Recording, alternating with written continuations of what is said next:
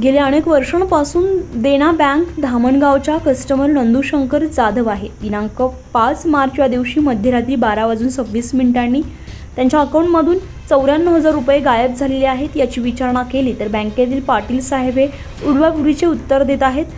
त्यांनी सांगितल्याप्रमाणे सायबरकडून FIR आणलेली आहे, त्याचप्रमाणे ऑनलाईन कंप्लेंट नोंदवलेली आहे. घोटी पोलीस डिपार्टमेंटकडून FIR आलेली आहे, परंतु मॅनेजरने त्यांना कुठल्याही प्रकारचा सपोर्ट केला नाही आहे. बँकेतून लेखी मागितली असता त्यांनी त्यांच्यावर धडधडत लिहून दिले आहे की तुम्ही फ्रॉड कॉल रिसीव्ह केलेला आहे. रात्री 12:26 गाडी चालवत असताना कुठल्याही प्रकारचा कॉल आला नाही. कोणालाही फोनपे आणि गुगल पेने पैसे पाठवले नाही. कुणालाही कुठेही OTP सुद्धा दिला नाही. आपण मोबाईल बँकिंग करत असताना बँकेची ऑथॉरिटी घेतो. मी कुठल्याही प्रकारची ऑथॉरिटी घेतली नाही, तरी मला माझे पैसे बँकेत जमा करून द्या, ही विनंती नंदूशंकर जाधव यांनी धामणगावच्या बँक ऑफ बडोदामध्ये केली आहे. त्या दिवशी मी काय विचारलं, मी वरतीच कंप्लेंट केलेलं आहे सगळ्या, आणि सगळं वरतून जे उत्तर आलेलं आहे ते मी तुम्हाला लिखून शाबास घे रे, व्हिडिओ शूटिंग काढून वरतून व्हिडिओ काय आलेलं आहे, वरतून फक्त फेक कॉलचं आलेलं आहे. आता त्याचं म्हणणं आपण कॉल रिसिव्हच केलेले ना. रात्री 12:30 कोणचा कॉल रिसिव्ह करता? गाडी चालवते मला 3 हात आहे का? 2च हातांनी चालवली गाडी. तुम्ही हात जर ठुणकत चाललो पूर्ण प्रयत्न केले तुमच्या. काहीच नाही प्रयत्न केले तुम्ही. आले तुम्हाला नंबर आतापर्यंत तुम्ही किती आला मला कॉल केला सांगा? आले तुम्हाला नंबर दिला. कोणता नंबर? 1930. कोण नाही भेटतोय तुम्ही नसलं आम्ही केलाच असतं. तुमच्या ते कधी येऊन नाही जेव्हा तुम्ही साहेब गेलो तुमच्या शब्द तुम्हाला नंबर दिला का नाही?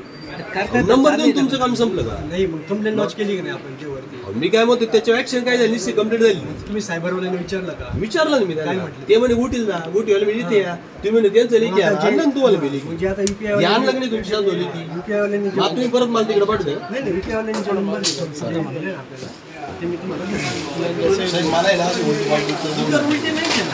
जे आपलं उत्तर जे आलंय ते मी तुम्हाला मी काय म्हणतो माझे पैसे किती तारखेला गेले आता?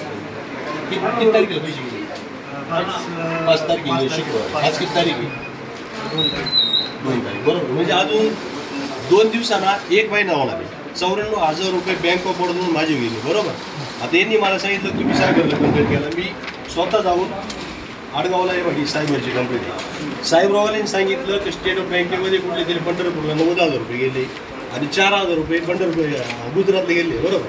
आता यांचं काम आहे ती चौकशी करणं. बँक तर आपल्याला देणार नाही.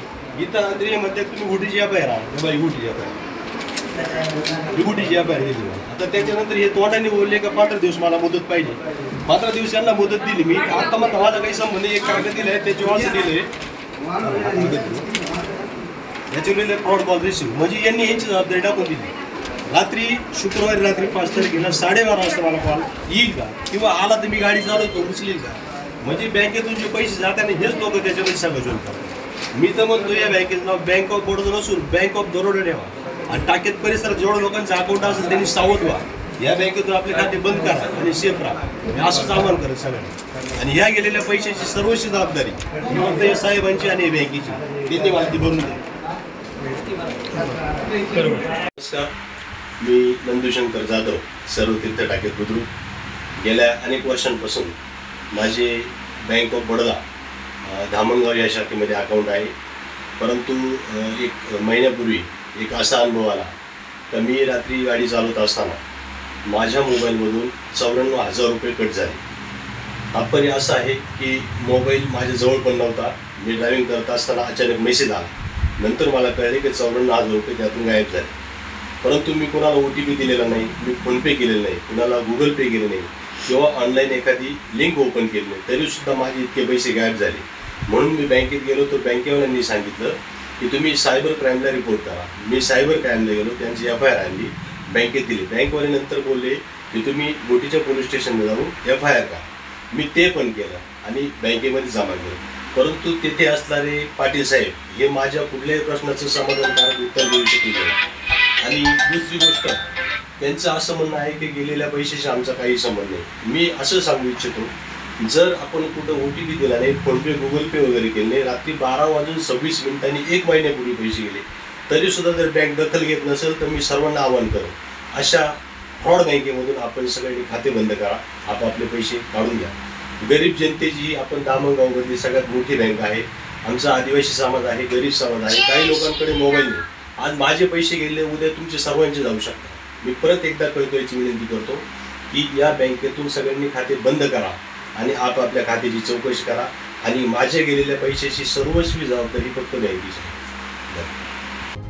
उत्तर महाराष्ट्र लाईव्हसाठी शांताराम भांगे, इगतपुरी.